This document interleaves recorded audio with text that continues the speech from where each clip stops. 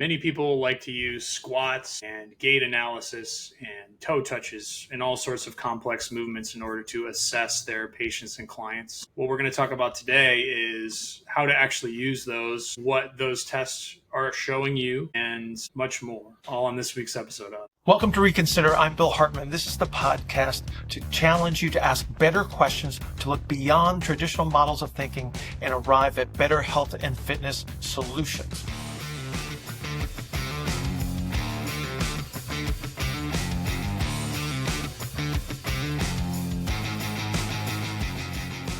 Okay.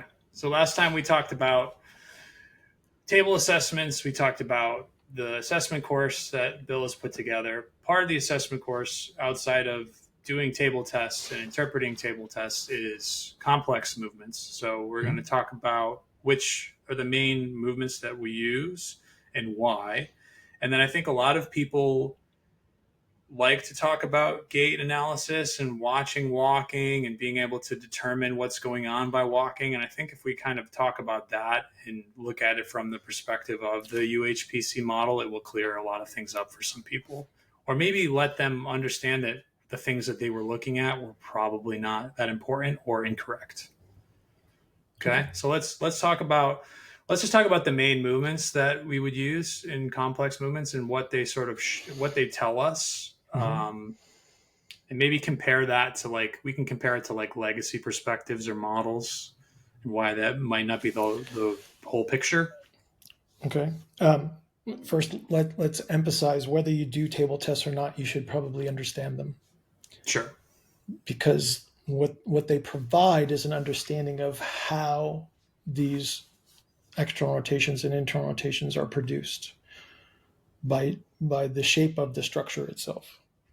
And so that's kind of important, because what we're going to do is we're going to take those potential changes and then we're going to change the context. So instead of having this constraint of the table that helps us manage these things in emphasis, it's like we're emphasizing an upper extremity versus a lower extremity, what those represent. Now we're going to take the whole system. We're going to say, okay, I'm going to put you upward against gravity.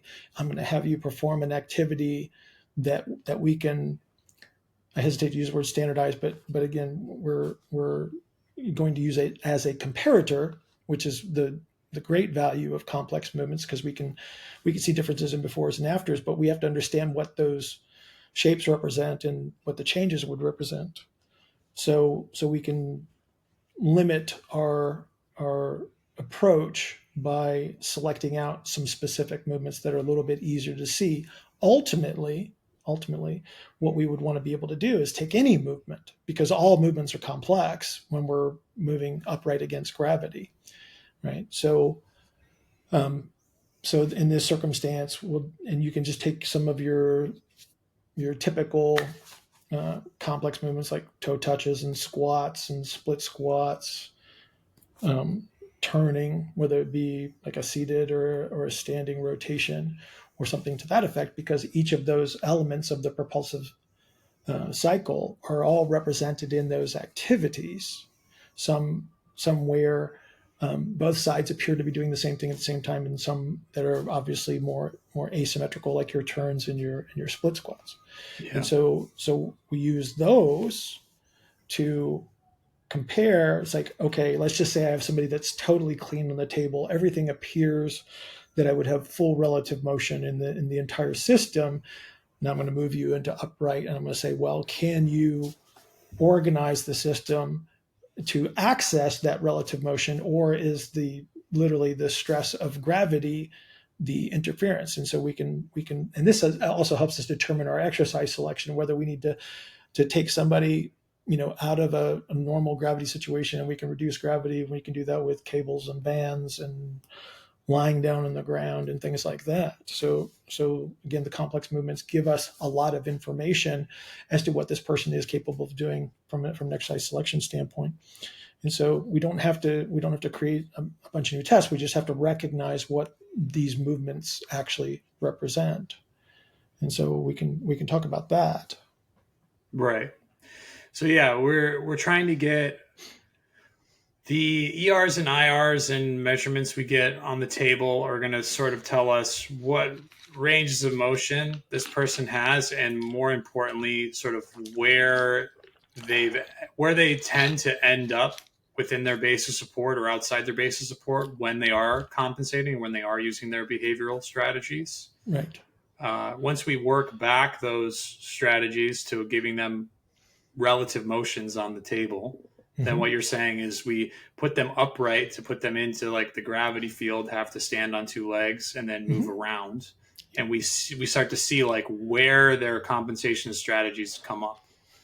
Because as soon as you put you put them upright against gravity, there's going to be all of the internal and external forces working together that had them need to come see you to begin with, are just all coming back. Correct. Movement is strong behavioral influence, so you're always going to you're going to easily revert to your previous tendencies. Yes. So they may need some type of assistance or ways to help shift their center of gravity within their base of support to allow them to kind of reorganize and move within a way that's not going to knock them into their compensatory strategy too quickly. Yeah. Yeah. Okay. Yeah. So the tests that we would use, we've kind of mentioned a couple of them. I think I would also I know we don't really look at this typically in the UHPC model, but I think it would be useful to talk about like an upper quarter test, like a scratch test or something. Just very limited value. Right. So I want to talk about why, because a lot of people are going to want to know, because that is a pretty commonly used test, correct? Like trying to reach over, touch the shoulder, trying to reach behind been around my forever. back. Right. So like Apley. Let's talk about Apley. I don't know how old Apley is. But. Right. Also, like, didn't Apley come up with a bunch of different tests? It wasn't just that one. Yeah. Anyone that's there's a knee test. I think there's a knee test that has. Yeah. Anyone that's osteopathic, like historian or PT historian, can tell us in the comments if they know of any other Apley tests. But yeah, so the Apley test trying to measure shoulder range of motion. Okay.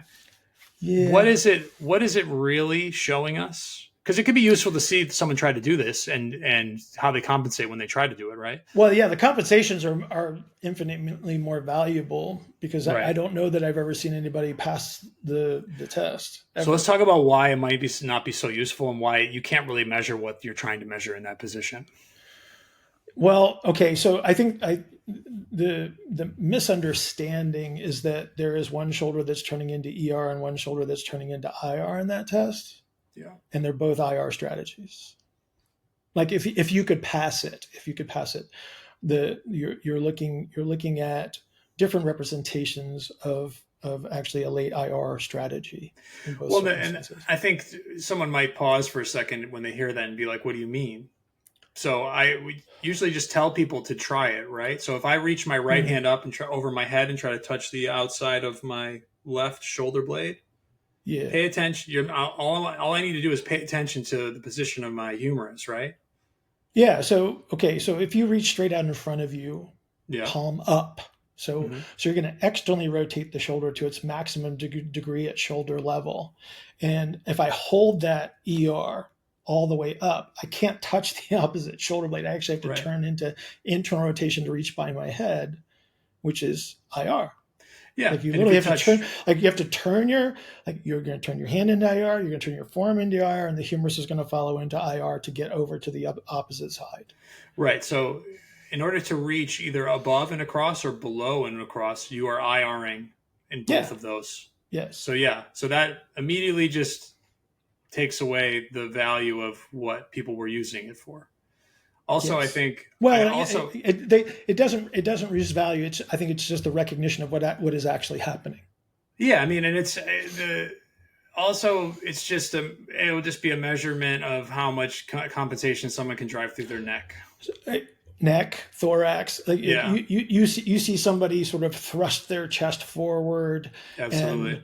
And they IR the entire spine, and you see the anti-orientation of the scapulae, which which makes the scapula look like it's pulling off of the rib cage to get the arm behind the back. And then you look overhead and you see them thrust their head forward, or you see the inability to actually internally rotate the humerus effectively. It's like there's value in that, because I can definitely tell you that you don't have the capacity for full late internal rotation. Yeah. So still useful, just maybe a better understanding. Right. So it's not an active test for ER and IR like many people might think. It is not. Okay. So that's why we wouldn't necessarily even use it. If that's the information that you need to glean from an assessment, useful. If not, then maybe if you understand the compensatory strategies that are associated with it, still useful. Right. But again, not measuring what you think it might be measuring, I think. Yeah, and it may be useful as a comparative, as long as you know the compensations you're looking out for if someone improves. But in understanding also, kind of like we talked about last time, if that test improves, but their measures aren't improving on the table, then there was just some other compensation thrown on top. Yeah, you just magnified a compensatory strategy. Yeah. So what would be, let's offer an alternative then. If someone's trying to pay attention to like how relative movement is happening in the upper half of the body, the upper quarter of the body, what's a better complex movement, maybe choice you could use for someone to use? Back to wall, traditional flexion tests. Right. Something that keeps you in more of that yard position as you do it. And there's videos for this on the network and on Bill's YouTube. So you can look through that. It's a back to wall, like shoulder flexion. Okay. So that's good. We provide an alternative. So you can actually put them in a space to measure from that isn't one of just IR for both directions. Correct. Yes. You have to maintain the ER. So what part of the confusion is not understanding that you're like, people will say, oh, this measures shoulder ER, IR, or whatever. You're not just measuring the glenohumeral joint in any circumstance. You've got a humerus, you've got a scapula, you've got a rib cage shape, you've got a spine shape and orientation. You'll have influences from the hand and the forearm that influence the position of the humerus. And it's like, so all of these things need to be resolved, which is why we have the assessment course as it is. Sure. So you can actually understand what these influences are. It's like you could have somebody with a ER going through the entire extremity and a IR hand orientation. Yep. Right. That would again has to be resolved segmentally first.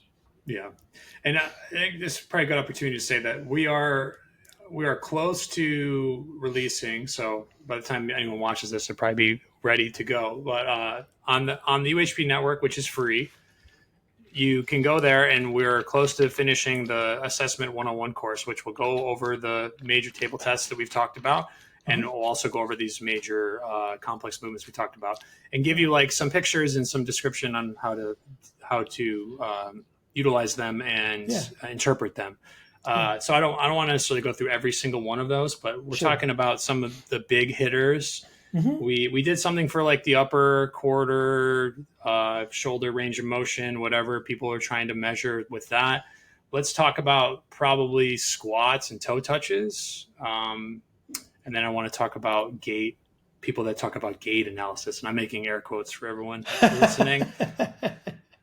Yeah. So the squat typically used, I've seen it used in a lot of different ways to try to show a lot of times you'll see someone do like an overhead squat with their arms overhead to try to see like a full display of range of motion. We're looking for compensations there. Well, we're talking about that constrains the bottom of the test, like right off the bat. It constrains the lowest portion of the test. So it's a great way to induce a compensatory strategy where you see the sort of like the expanded representation of the lumbar spine, which is that's a system that's looking for space to descend, right? So that's an ER compensatory strategy by constraining the scapulae into a forward projection, which is what the overhead position is in an overhead squat. Right.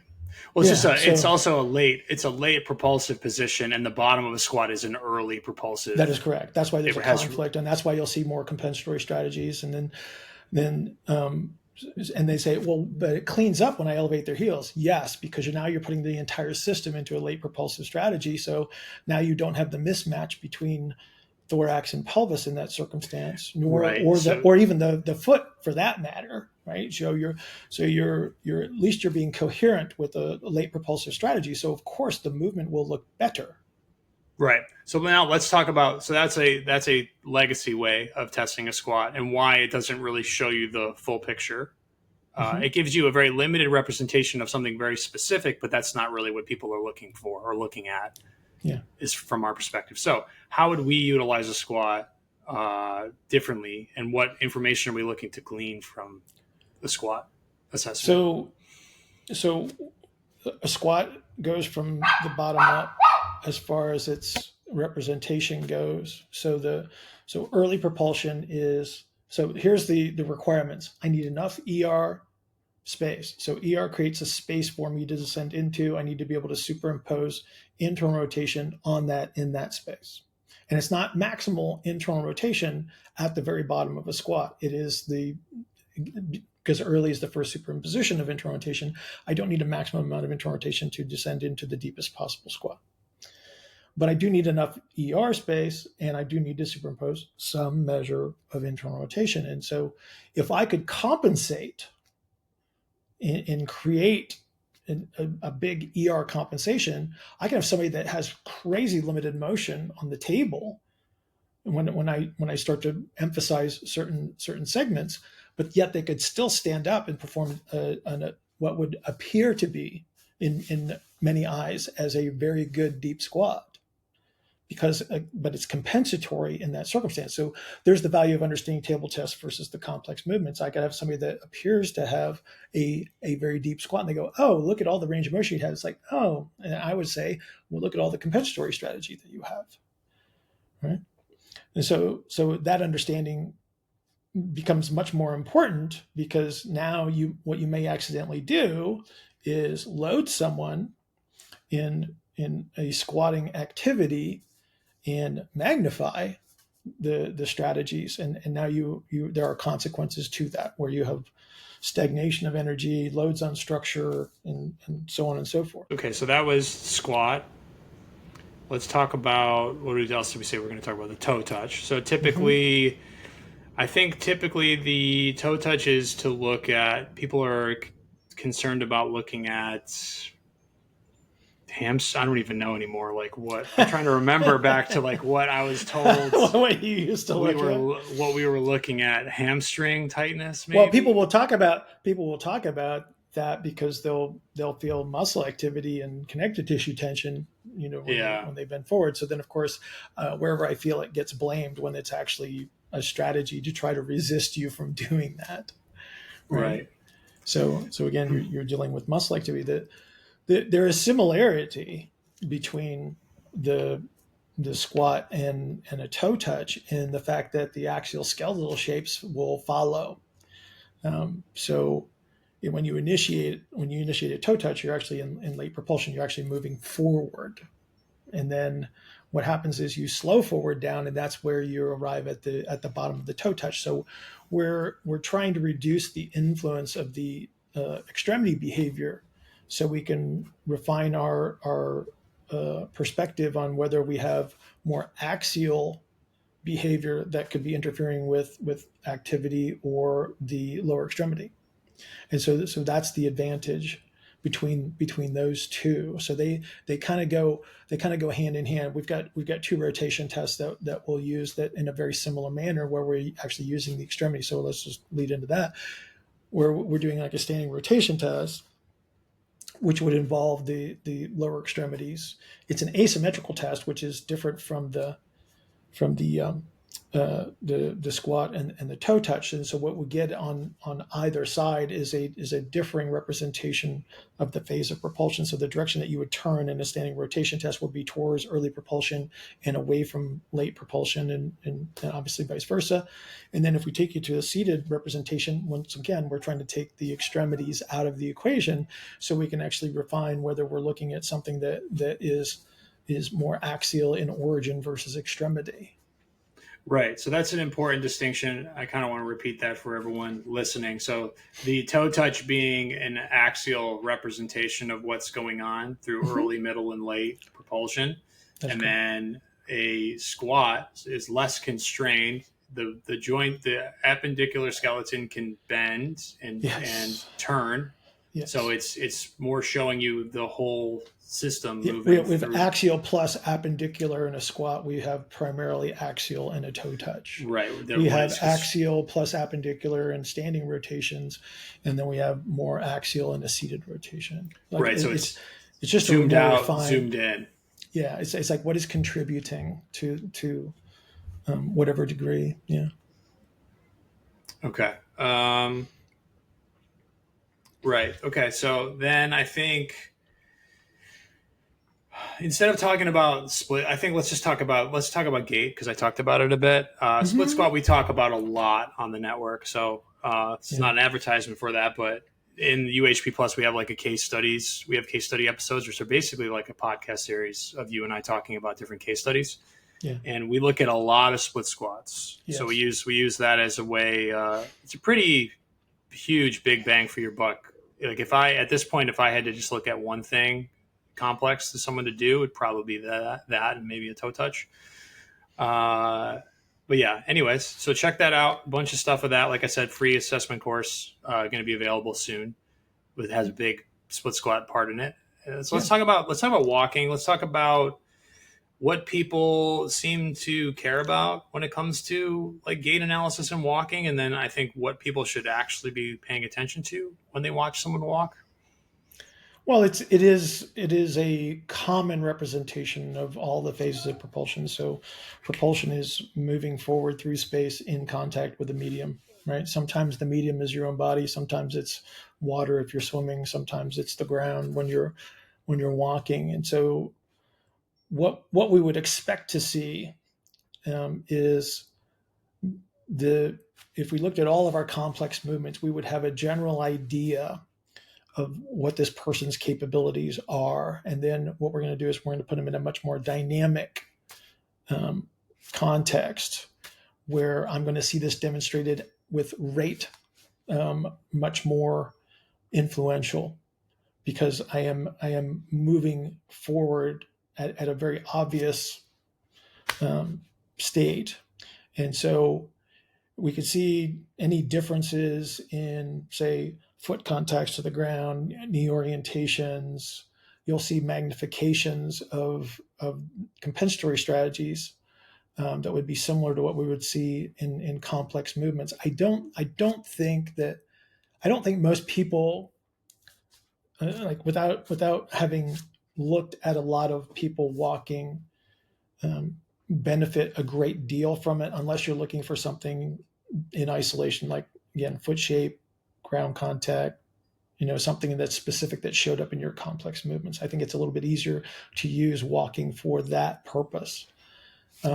Whereas once you've evolved perspective, understand table tests, understand complex movements, and then training your coach's eye, if you will, over time, then I think it has greater value because it saves a lot of time because you can watch somebody walk in the door and you can identify a number of things that just become confirmations in your assessment, right? So, I think people get excited about it, but there's a lot to it, which you can learn in pieces. Again, the table tests give you more emphasis of certain areas, whereas now you have to try to look at this whole thing moving through space at some rate, which is very hard to see. It's much harder to see.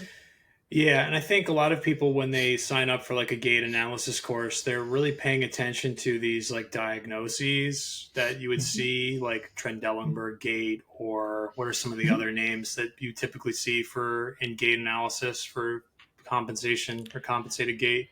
Well, you'll see like like sort of like they would call it like adducted, right? Where there's a lot of Yeah. movement towards midline, and Or something like, oh, you walk duck footed, or you'll you're a toe uh, walker. These sort of like yeah, really vague diagnoses, right? medial And medial and lateral whips, which are just representations of compensatory ERs and IRs depending yeah, on where they show up. And do the up slips and down slips get talked about a lot in gait? um, you probably won't. I mean, you could see it reinforced, Yeah.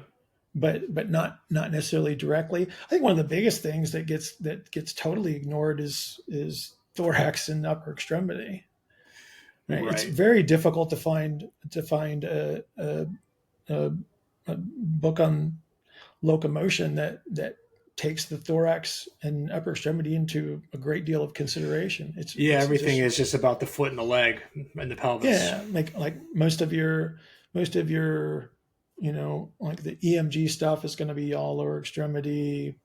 Yeah, and that's unfortunate because the thorax becomes a very integral part of what you're going to be seeing in the lower extremity because they're mirrors of what's actually Right. going on. Yeah. So because we're not really going to be able to answer anyone watching this being like, oh, Bill is going to teach me about gait analysis. It's not really about that. It's more like we're trying to offer the perspective of being able to zoom in and out on movement and movement assessment. So we Yeah. have like just in relating this back and analogizing like the complex movements, you have the zoomed out version, which is the appendicular and axial together, and then you have the zoomed in version, which is the axial representation. The Mhm. same thing is true with when you're watching someone walk and gait.